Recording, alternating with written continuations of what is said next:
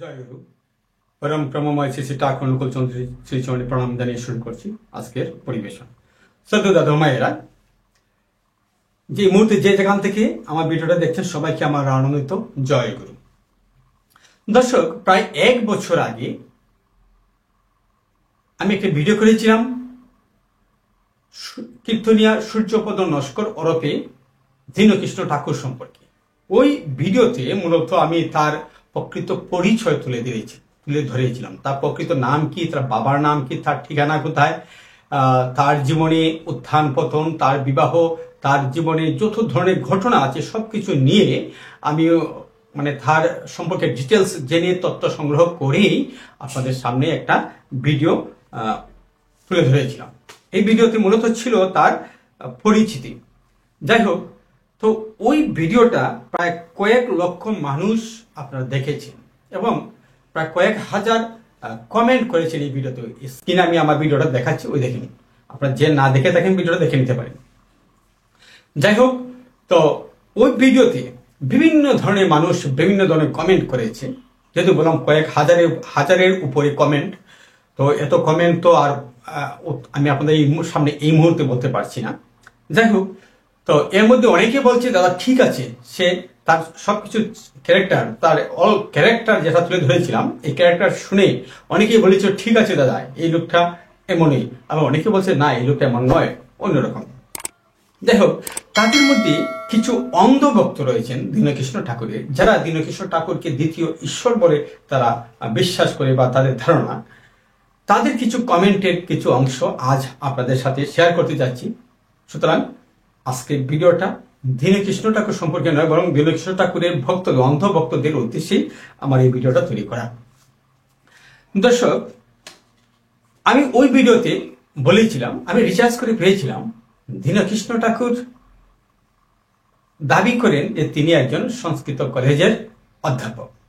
আর আমরা যতটুকু রিসার্চ করতে পেরেছিলাম অনলাইনের মাধ্যমে, তো ততটুকু জানতে পেরেছিলাম ওনার শিক্ষাগত যোগ্যতা মাত্র 8ম শ্রেণীর পাস। তো যাই হোক, তো এর প্রেক্ষিতে আমি আমার ভিডিওতে একটা চ্যালেঞ্জ করে দিয়েছিলাম যে আমি তো বাংলাদেশ থেকে কথা বলছি, ভারত সম্পর্কে আমার সম্পূর্ণ ধারণা নেই, তবুও বলছি ভারতে কোনো ব্যক্তি যদি কোনো ঠিকানা জানেন যে তিনি কোন কলেজে, কোন রাজ্যের কোন কলেজে সংস্কৃত বিভাগের অধ্যাপনা করেন, যদি দয়া করে ওনার সেই কলেজের নামটা এবং ঠিকানাটা দেন, তাহলে আমি কৃতার্থ হব। কিন্তু দুঃখের বিষয় হলো ওনার পক্ষে সাফাই গাওয়ার জন্য অনেক ভক্ত অনেক আজে মাঝে মন্তব্য করেছেন, যা এমনকি কেউ কেউ আমাকে গালিও দিয়েছেন। যাই হোক, সেটা তার ব্যক্তিগত ব্যাপার। আমি আগেই বলেছিলাম মানুষের পরিচয়ও কিন্তু তার আচরণ দ্বারা ফুটে ওঠে। তো যাই হোক, অনেক আমাকে গালি দিয়েছেন। তো যে বিষয়টা হচ্ছে, ওনার কোনো ভক্ত কিন্তু সেই কলেজের ঠিকানা বা কলেজের নাম দিতে পারে নাই, বরং তারা কিছু বিষয় বলেছে যে ধরে নিলাম তিনি অশিক্ষিত, তিনি শিক্ষিত ততটা নয়, কিন্তু তাই বলে কি উনি জ্ঞানী অধিকারী হতে পারেন না? আমাদের কাজী নজরুল ইসলাম তো বেশি শিক্ষিত ছিলেন না, কিন্তু তিনি তো তার যে জ্ঞানের পরিসীমা তো ব্যাপক। সুতরাং দীনকৃষ্ণ ঠাকুর ধরলাম অধ্যাপনা করেন না, কিন্তু এটা তো বড় কথা নয়। তিনি তো সত্যের সন্ধান দিচ্ছেন, সত্যের প্রকৃত সত্যটা, আমাদের সনাতন ধর্মীয় প্রকৃত সত্যটা তিনি মানুষের সামনে তুলে ধরছেন। তো তাদের উদ্দেশ্যে আমি বলতে চাই, যারা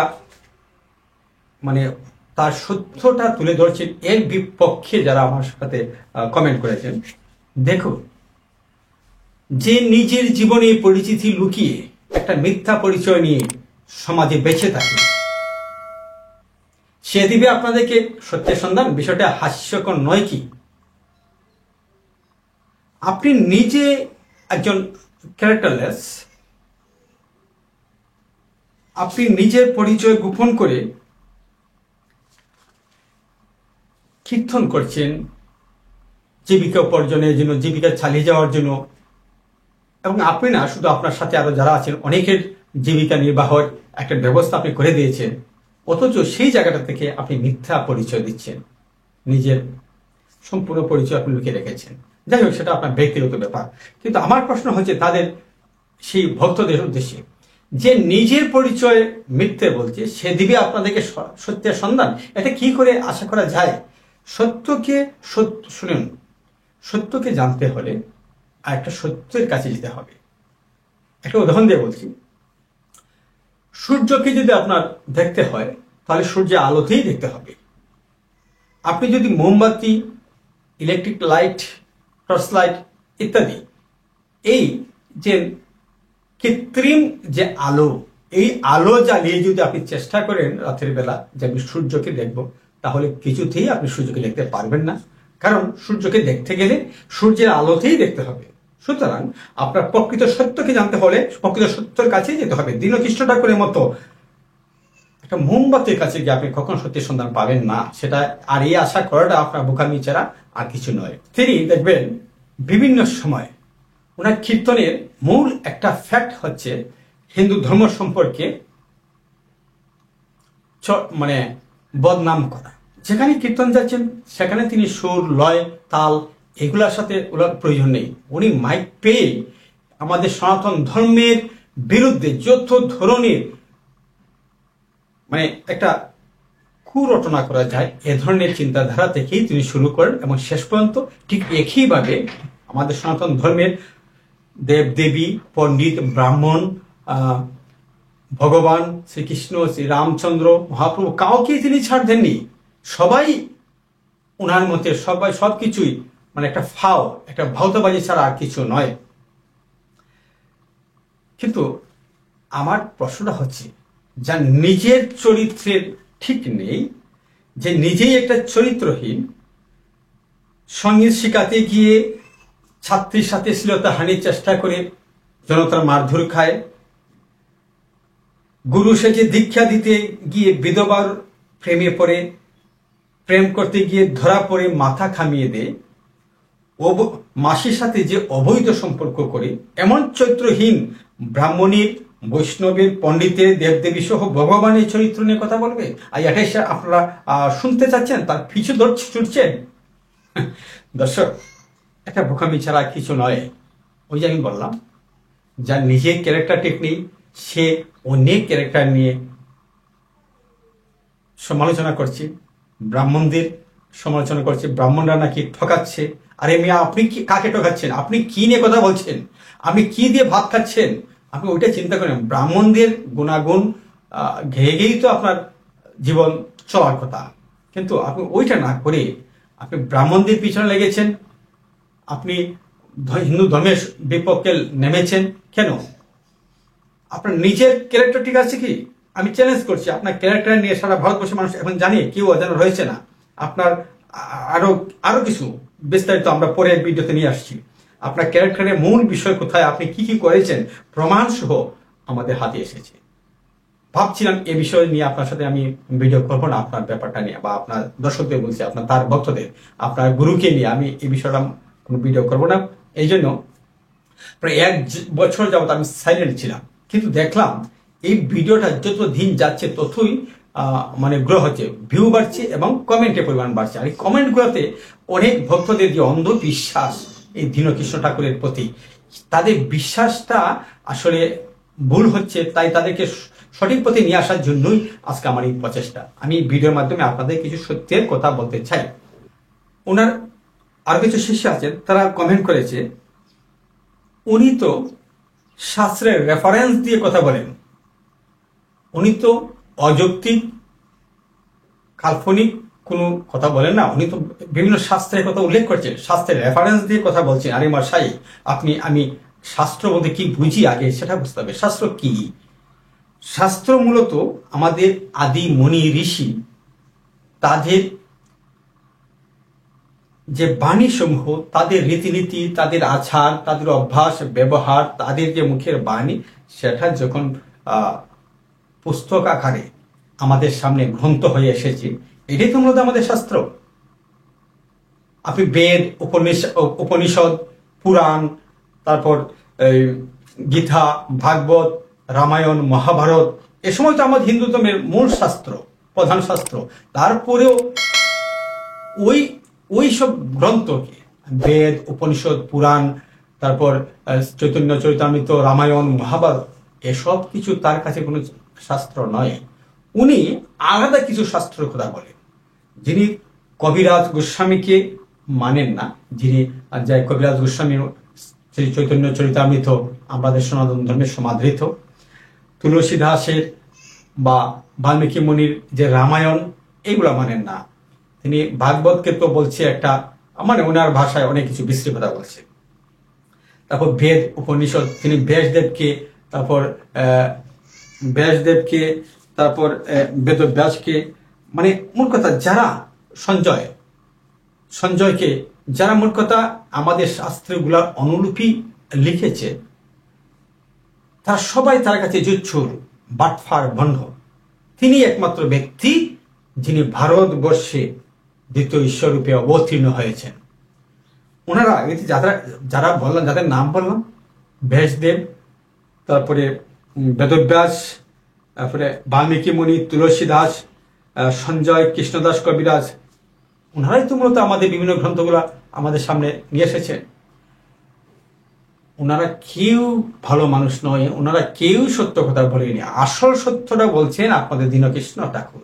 উনি, আপনারা যারা বলছেন যে উনি তো রেফারেন্স দিয়ে কথা বলেন, হ্যাঁ মশাই, উনি যেসব রেফারেন্স দেন, যেসব গ্রন্থের নাম বলেন, বিভিন্ন কীর্তনে উনি চ্যালেঞ্জ ছুড়ে দেন যে আপনি এই বইটা পড়বেন, রেফারেন্স হচ্ছে। আচ্ছা মশাই, আজ পর্যন্ত উনি যে সমস্ত শাস্ত্রের কথা উল্লেখ করে যান, আপনার কেউ কি আমার ওনার সেই শাস্ত্রগুলো পড়েছেন? এই বইগুলো দেখেছেন কখন বা পড়েছেন? পড়ে থাকলে আমার কমেন্টে জানাবেন যে হ্যাঁ দাদা আমি পড়েছি এই বই, বা বইয়ের একটা ফটোকপি জাস্ট আপনি আমাকে দেবেন, মানে একটা ছবি উঠিয়ে আমার কমেন্টে আপনি পোস্ট করবেন, আমি দেখতে চাই। মূলত উনি যেসব শাস্ত্রের কথা বলেন, উনি বলছেন যে আসল শাস্ত্রগুলোকে ব্যান করা হয়ে গেছে আর নকল শাস্ত্র ছড়াছড়ি। আর এই আসল শাস্ত্র বলতে যদি আরো কিছু থাকতো, তাহলে এই বর্তমান প্রজন্মের লোকজন ডিজিটাল যুগে এসে এইসব শাস্ত্রগুলোর সাথে সাথে আপনার ওই ব্যান করা শাস্ত্রগুলোর নামও মানুষ জানতো। দীনকৃষ্ণ ঠাকুর এসে কীর্তনে আসলে সেই শাস্ত্র আপনার জানাতে হতো না। আরে মানুষ আজকাল অনেক অ্যাডভান্স, মানুষ অনেক জানতে পারতো, সেই শাস্ত্রের নাম অবশ্যই জানতে পারতো। মূলত এই দর্শক, এই দীনকৃষ্ণ ঠাকুর যেসব কথা বলছে, যেসব শাস্ত্রের রেফারেন্স দিচ্ছে, এগুলো শাস্ত্র নয়, এগুলো তার কাল্পনিক, তার মন গড়া নাম দিয়ে জাস্ট আপনাদের মন পাওয়ার জন্য এসব কিছু করছে, এর বাইরে কিছু নয়। তিনি বরং হিন্দু ধর্মটাকে কলুষিত করার জন্যই ওনার সেই চক্রান্ত। আমি শুনছি, জানি না সত্য কিনা মিথ্যা, শুনছি উনি নাকি অনেক বৌদ্ধ ধর্মে। যদি তাই সত্য হয়ে থাকে বৌদ্ধ ধর্মে, তাহলে তো হিন্দু শাস্ত্রটাকে উনি কলুষিত করতেই পারেন, অপচেষ্টা করতেই পারেন। এখন ভারতবর্ষে এর বিরুদ্ধে কেউ কোনো প্রতিবাদ করছে না, এই জন্যই তিনি মানে তার কীর্তনে আসলে এগুলো চালিয়ে যাচ্ছে। আর সবচেয়ে বড় কথা হচ্ছে, আমরা তো ওনাকে দিয়ে কীর্তন গাওয়াচ্ছি, ওনাকে আনছি, ওনাকে ইনভাইট করছি, তো তারও দোষ নেই। উনি যা জানেন, উনি কীর্তন জানলে তো কীর্তন করবে। এখন প্রশ্ন হচ্ছে, অনেকে আবার একথা উল্লেখ করেছেন, তিনি যদি মিথ্যা হয়ে থাকেন, তিনি যদি মন গড়া কথা বলে থাকেন, তাহলে আপনারা ওনার সাথে ডিবেটে বসেন, ওনার সাথে কথা বলেন, যুক্তিতর্ক দিয়ে দেখি উনি মিথ্যা না আপনারা মিথ্যা। এই ধরনের অনেক কমেন্ট করেছি।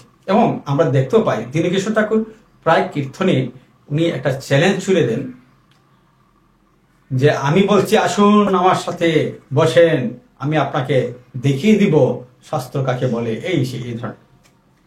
হ্যাঁ, উনি প্রকাশ্যে একটা চ্যালেঞ্জ ছুড়ছেন যে আসুন আমার সাথে বসেন, আইয়া আমার সাথে কথা বলেন, আমার সামনে বসে কথা বলেন, দুই ভাই বসবো, দেখবো। বা তার ভক্তরাও আমার কমেন্টে দেখলাম এ ধরনের কথা বলছেন যে আপনি যদি এত জানতা হয়ে থাকেন, তাহলে ওনার সাথে ডিবেটে বসেন। আরে ভাই, আমি এত জানতা নই, আমি দীনকৃষ্ণ ঠাকুরের সমান নই। তবে দীনকৃষ্ণ ঠাকুর যে পথ ধরে হাঁটছেন, সেই পথ রাস্তাটা আমরা বুঝতে পেরেছি ওনার, আর সেই রাস্তায় নিয়ে শুধু আমি কথা বলছি। দীনকৃষ্ণ ঠাকুরের সাথে ডিবেট করার মতো আই হ্যাভ নো এবিলিটি। তবে ভারতবর্ষে অনেক জ্ঞানী, অনেক গুণী, অনেক শাস্ত্রজ্ঞ রয়েছে যাদের একটা পশমের সমানও আপনার দীনকৃষ্ণ ঠাকুর নয়। এই ভারতবর্ষকে আমরা স্যালুট করি। ভারতবর্ষে যত আমাদের সনাতন ধর্মের মনীষী, যত ঋষি মনীষী সবারই জন্ম হয়েছে ভারতবর্ষে। সেই ভারতবর্ষের জন্ম হয়েছে রবীন্দ্রনাথ ঠাকুরের, সেই ভারতবর্ষে আপনার ভারতের জন্ম হয়েছে কাজী নজরুলের, সেই সুখান্তর, আরো অনেক জ্ঞানী ব্যক্তিদের জন্ম হয়েছে ভারতে। রাজা রামমোহন রায়, ঈশ্বরচন্দ্র বিদ্যাসাগর, তাদের জন্ম কিন্তু আপনাদের ভারতই হয়েছে।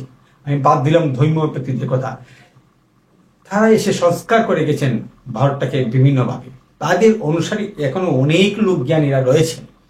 তাদের একটা পশমের সমান আপনার সেই দীনকৃষ্ণ ঠাকুর নয়। অথচ দীনকৃষ্ণ ঠাকুর ছেলেন চলছে যে কেউ আসেন আমার সাথে কথা বলে গেছে।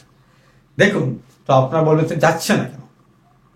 একটা কথা আছে, আমরা নিজেকে পরিষ্কার করার জন্য, আমাদের শরীরের অঙ্গ প্রত্যঙ্গকে পরিষ্কার করার জন্য, কিংবা আমাদের মনকে পরিষ্কার করার জন্য মাঝে মাঝে আমাদের স্নান করতে হয়, শরীরটাকে ধুতে হয়। আচ্ছা, এই যে সেই স্নান বা শরীরটাকে ধুতে গেলে আমরা পরিষ্কার পানির প্রয়োজন হয় না? নাকি ময়লা পানিতে ধুলে আমাদের শরীর মন পবিত্র হবে বা পরিষ্কার হবে? অবশ্যই হবে না। আমাদেরকে একটা পরিষ্কার পানিতেই ধুতে হবে। যদি আমি ময়লা পানিতে, পচা পানিতে আমার শরীরকে ধুই, আমি স্নান করি, তাহলে আমার শরীর পরিষ্কার হবে তো দূরে কথা, আরো পরিষ্কার হয়ে যাবে, ময়লাযুক্ত হয়ে যাবে, বরং পচে যাবে এই পচা পানিতে। ঠিক তেমনি আপনার দীনকৃষ্ণ ঠাকুর একটা পচা পানি, একটা ময়লাযুক্ত জল, ওই জলে কেউ পাও ধুতে চায় না। আরে মশাই, ময়লাযুক্ত পানিতে ধুলে তো আপনি নিজেকে পরিষ্কার করতে পারবেন না, আপনার ময়লাযুক্ত হবে। দীনকৃষ্ণ ঠাকুরের সাথে যদি শাস্ত্র নিয়ে কেউ কথা বলতে যায়, সেটা ময়লাযুক্ত পানিতে হাত ধোয়া বা পা ধোয়ার সমান হবে, শরীর ধোয়ার অনেক। এই জন্য ভারতবর্ষে অনেক বিজ্ঞ ব্যক্তিরা, পণ্ডিত ব্যক্তিরা, বৈষ্ণব ব্যক্তিগণ, তারা ওনাকে অ্যাভয়েড করে। তারা ভাবে সে দীনকৃষ্ণ ঠাকুর একটা পাগল, আর পাগলেরই এ ধরনের অহংকারী কথা, অহংকারী মনোভাব কথা বলে। এই জন্য তারা কেউ তার সাথে সরাসরি ডিবেটে বসে না। ডিবেট করবে কার সাথে? তার সমমানের একটা লোক হলে, একটা ভালো রুচির, ভালো মনের একটা মানুষ হলে তার সাথে ডিবেট করা চলে। কিন্তু দীনকৃষ্ণ ঠাকুর যে লাইনে হাঁটে, যা নিয়ে আলোচনা সমালোচনা করে, তার সাথে ডিবেটে বসলে তাদের মানহানি হবে, তাদের একটা যে অর্জন, তাদের জীবনে যে খ্যাতি, সেটার মানে দুর্নাম হবে, বদনাম হবে। তাই দীনকৃষ্ণ ঠাকুরের মতো একটা পচা পানিতে কেউ পাও ধুতে চায় না। সমাজের দর্শক বুঝলেন কথাটা? কেন তার সাথে ডিবেট করতে মানুষ যায় না? ভারতে কি এমন কোনো লোক নেই যে তার সাথে ডিবেট করবে? আপনারা বলছেন যে আমাকে, যে আপনি যদি অত জানতে হইতেন, আসুন ভারতে, আসুন, আসে তার সাথে ডিবেট করে বসেন, দেখি আপনার কতটুকু দূর আছে। ভাই, আমার সেটা যদি সম্ভব হতো, হ্যাঁ আমি দেখতাম।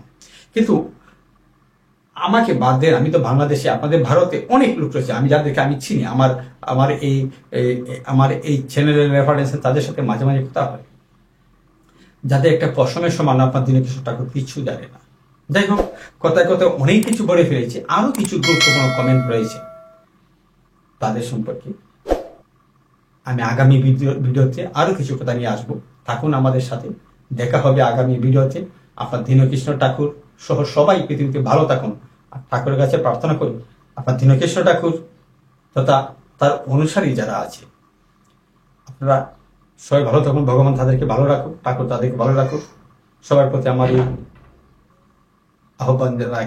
আহ্বান জানিয়ে শেষ করছি আজকের আলোচনা। জয়।